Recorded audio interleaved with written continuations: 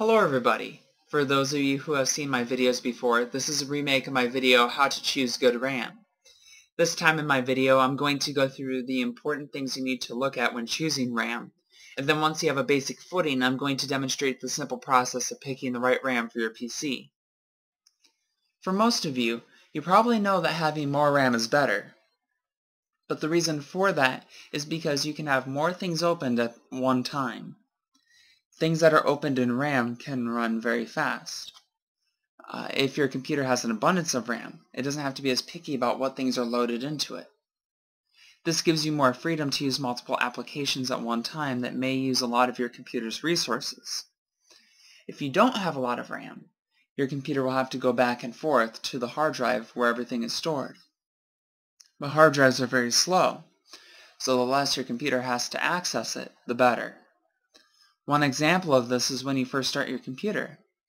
What your computer is doing is loading what you need from the hard drive to the RAM. After that, your computer starts and everything runs smooth. It works this way when you start a game or an application.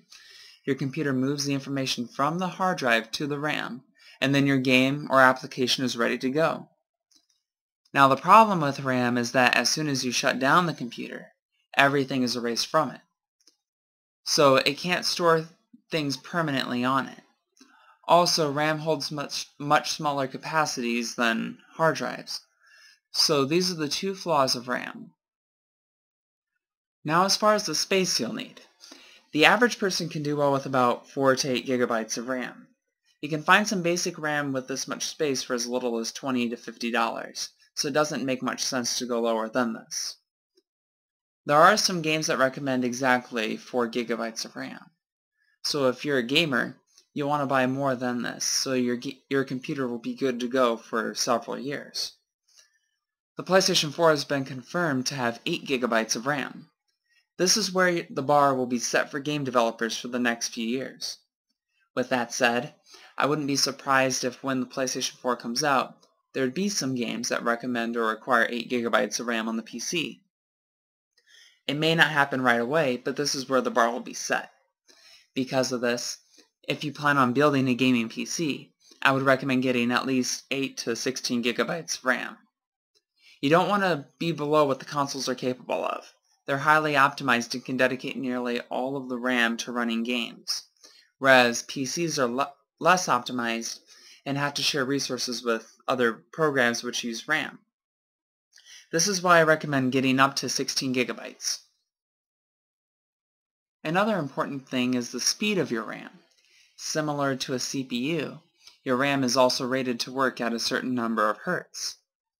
This contributes to how well your computer will run. For gamers, it can give a marginal increase in your frames per second, although you may not be able to notice much of a difference. Most modern computers that you'd find at places like Best Buy have RAM that's clocked at 1333 MHz or 1600 MHz. This is what most PCs and Macs are clocked at when you buy them already together. I would never go lower than these speeds if you're building a new computer. But what you should do is buy as fast of RAM as what your motherboard allows without going over your budget. You can find out what your motherboard can handle pretty easy by looking at the specs and the product details before you buy your motherboard. As far as pricing, as a gamer, I try to keep my budget around $50 to $100 for RAM. If you're on a tight budget, I'm sure $30 RAM would be fine. Now in order to achieve faster speeds, they've come out with newer types of RAM. The name of the current generation is DDR3, which stands for Double Data Rate 3. DDR3 memory is usually between 1066 MHz to 2800 MHz. Note that DDR3 memory cannot be matched with the DDR2 motherboard, vice versa. You need to stay in the same generation for both. Eventually, they'll come out with DDR4 memory, which will be capable of even higher speeds, and this is how the naming scheme will continue to go. The last thing you'll want to consider is the cache latency of your RAM. Simply put, cache latency is the amount of clock pulses your computer has to do in between asking your RAM for information and getting it to where it's usable. So a higher cache latency is bad.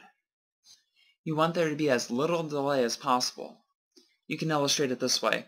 Let's say there's a speaker that's giving a speech, and you're writing down what he's saying. You want to write everything he says, but you can only write 1 out of every 5 sentences. In this case, you would have a cast latency of 5. If it was a cast latency of 3, you'd be writing down 1 out of every 3 sentences. So just remember, the lower the cast latency, the better.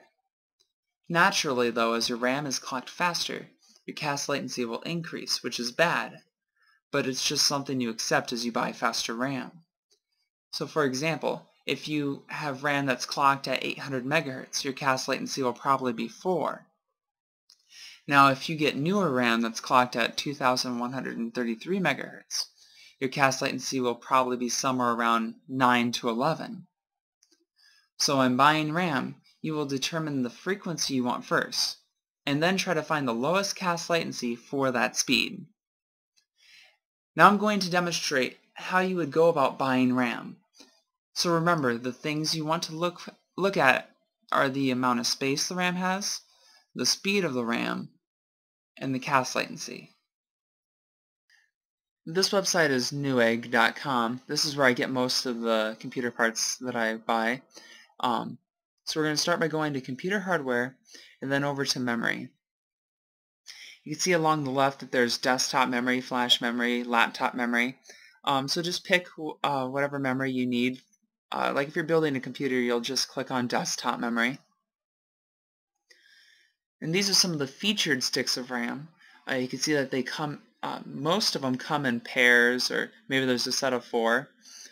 Most motherboards have at least 2 slots on them if they're like a micro ATX motherboard, which is a form factor. If you get a regular size ATX motherboard, it should have 4 slots on it for RAM. So if you could buy 2 sticks now and then later on upgrade with 2 more sticks and increase the amount that you have. But to start off, right now, since we're under featured items, I'm going to go to best ratings and see what some RAM, see some examples of RAM that got rated well. If you look at the left, there's a G.Skill that only has 2 GB. Now this is a really old stick of RAM. You could see that it didn't really go down in price much lower than what I was saying for some of the faster RAM that had higher capacities. There's a sweet spot that RAM gets to where the deal doesn't get any better. So what you want to do is identify that sweet spot and buy whatever is in your budget. And also that those G.Skills on the left that are at 800 MHz, they have the timing of 5 by 515. That's a bad timing for 800 MHz. You should be able to find some with timings of 44412. If you look over at the right, there's a G.Skill that's it's modern, significantly faster than the one on the left that we were just looking at, and it's right in the same price range.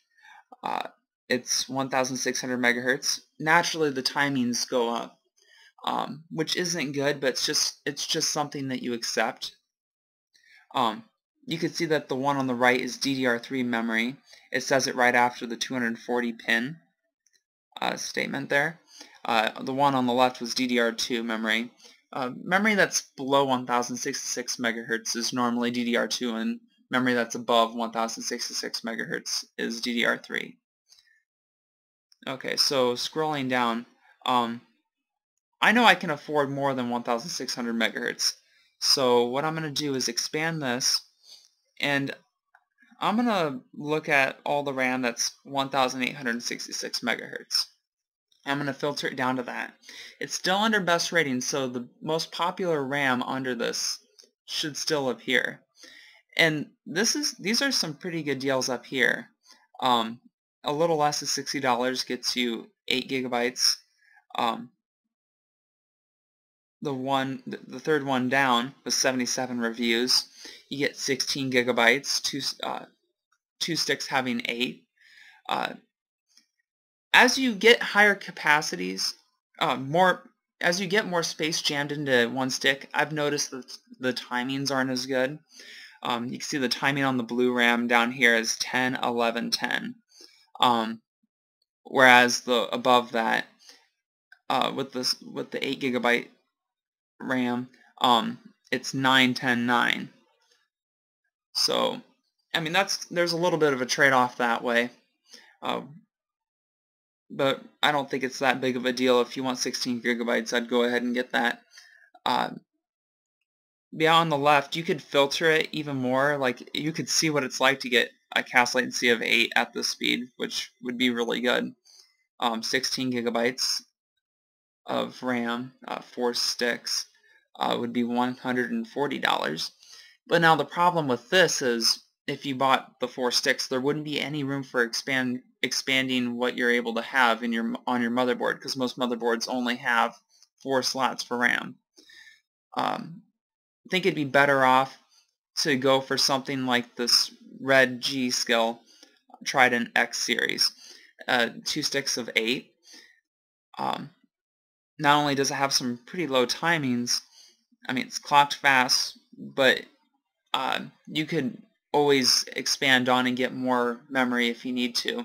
So if you went with this option, you could potentially have 32 GB in your computer in the end.